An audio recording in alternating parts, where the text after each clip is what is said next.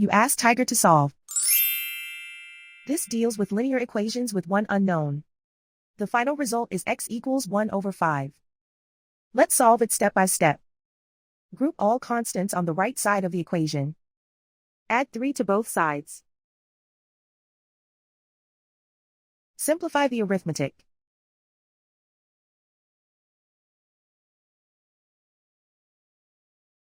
Isolate the x. Divide both sides by 15. Simplify the fraction.